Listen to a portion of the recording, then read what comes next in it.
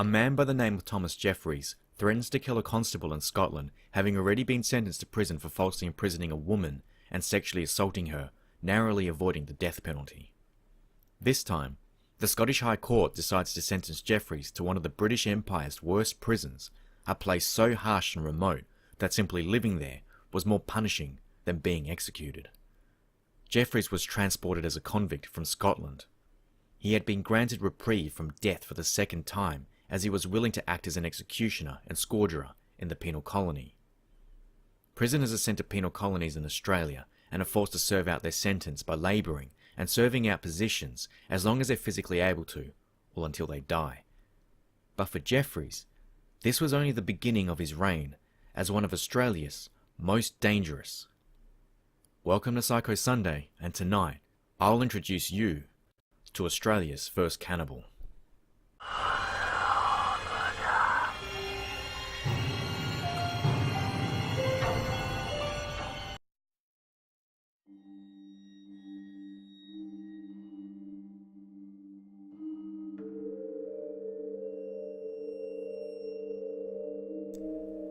After arriving in Van Diemen's Land, now present-day Tasmania, in October 21st, 1823, after a 7-year voyage aboard the Albion from Scotland, Thomas Jeffries is serving out his sentence in the rough terrain of the island colony. But a year into serving in the colony, Jeffries threatens to stab Constable Lawson during a drunken altercation. Due to British law, Jeffries is taken into custody and sentenced to Macquarie Harbour, Australia's harshest prison at the time, located on Sarah Island, isolated by strong tidal currents, likened to that of Alcatraz in the San Francisco Bay. It was home to the worst of the worst convicts. Jeffries formed strong bonds with fellow inmates Matthew Brady, Patrick Bryant, John Perry and John Thompson. After serving his 12-month sentence, Jeffries and 3 other convicts, including John Perry, are released from Sarah Island and appointed as watchhouse keepers and floggers at Launceston Jail. But it's not long before Jeffries is on the wrong side of the law again. After a string of violent sex offences, Jeffries is captured and is fined half of his salary for falsely imprisoning and assaulting a woman by the name of Mrs. Jessup. Jeffries was spared his life, but this doesn't deter him for long. In October of the same year, Thomas Jeffries takes a female prisoner out of the watchhouse. He assaults her and rapes her. The pair aren't present for the evening head count, and the watchhouse authorities fine the prisoners 20 shillings each. The prison knows of the assault and rape, but due to her status as prisoner, there were no repercussions for Jeffries. Meanwhile, Jeffrey learns of a successful escape of fellow prison inmate Matthew Brady along with 15 other convicts from Sarah Island. They become Bushrangers, the Australian equivalent of outlaws. If the rumours are true, Jeffrey's freedom could be secured and could live the life of crime he deeply desired. With the willing help of his trusted friend from Sarah Island, John Perry, and 2 other convicts who would only be identified as Russells and Hopkins, they planned to escape the Launceston watchhouse and become Bushrangers. 2 months later, in December, the men successfully escaped from the Launceston watchhouse after 2 months of meticulous planning, disguising themselves as prison guard officers after stealing their uniforms and fleeing by horse. Jeffries is now a free man. They break into a house and steal any valuables they can find, but ultimately come up short-handed, but solidify their gang. Their next target is a homestead owned by a man called Mr. Tibbs, a wealthy gentleman in the Launceston area. The gang break into the home and are met by Mr. Tibbs, his young wife, their infant, and a friend named Batham. The gang struggles with Mr. Tibbs and Batham. The gang tries to restrain the 2 men, not wanting to harm them, but Jeffries can't risk being sentenced to death again, so he demands the gang hold both men down and shoots them with his pistol.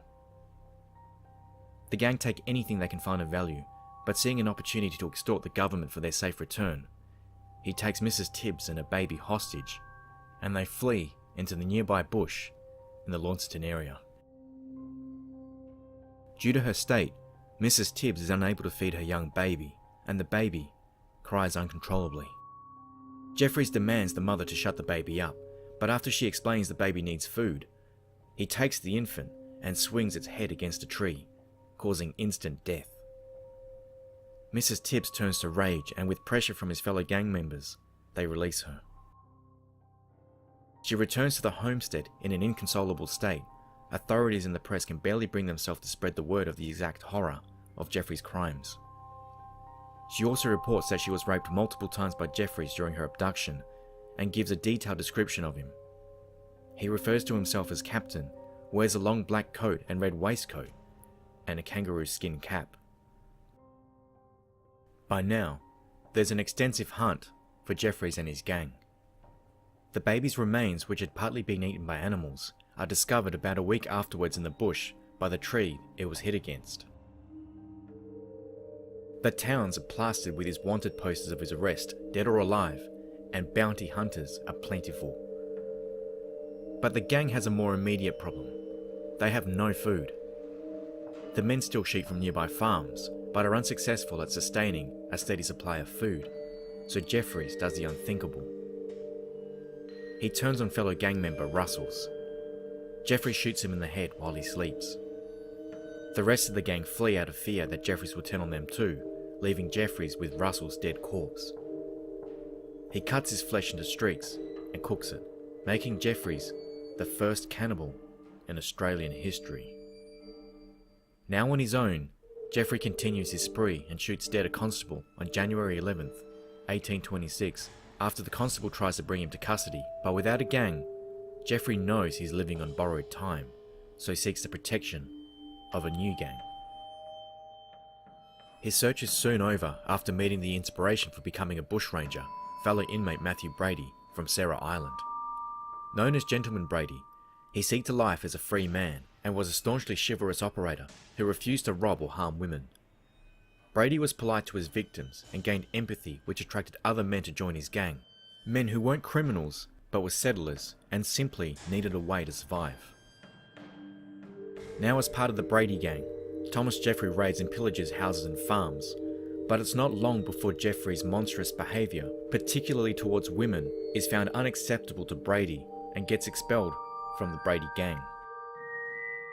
For the second time, Jeffrey finds himself alone and without food. Realising his options of surviving in the wilderness is limited, he approaches a posse led by John Batman at their hangout at the bank of the Southesk River near Evandale. What Jeffries doesn't know is that Batman is a bounty hunter. Knowing he's outnumbered, Jeffrey surrenders to Batman and his posse and is taken into Launceston. Jeffries had become the biggest criminal in the colony and the population came to lynch him. His only safety is at Launceston Jail. Thomas Jeffries is now under custody by the Launceston authorities and now faces the charge of his heinous crimes. On April 29, 1826, he goes on trial.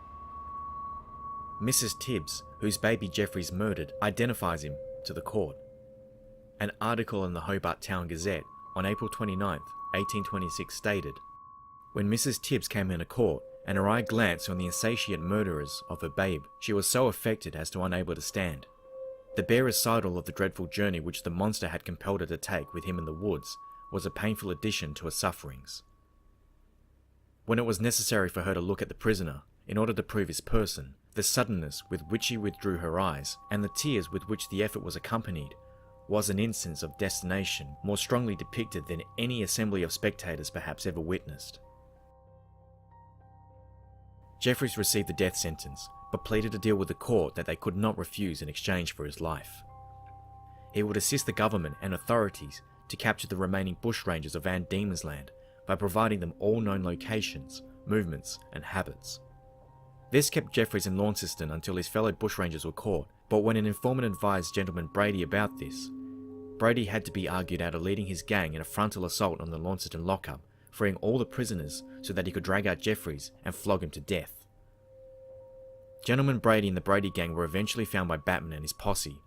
Both Jeffries and Brady were transported under guard to Hobart.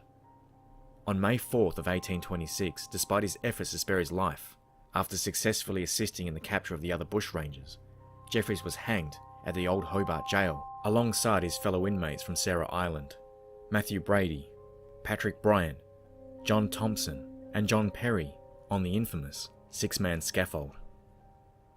Brady complained about being executed in such poor company. Around the time of his execution, Gentleman Brady was sent flowers by numerous women in Hobart and entered myth for his chivalry, but no such epithet awaited Jeffries. He was despised by the populace, and the horror of his short crime spree would never be forgotten. Jeffries was buried in an unknown grave and entered history as one of Australia's most brutal, uncelebrated bushrangers and Australia's first cannibal. That brings us to the end of Psycho Sunday. If you liked the video, please give it a like and let me know what you thought in the comments below. If you're new to the channel, consider subscribing and hit the notification bell for the next scary video.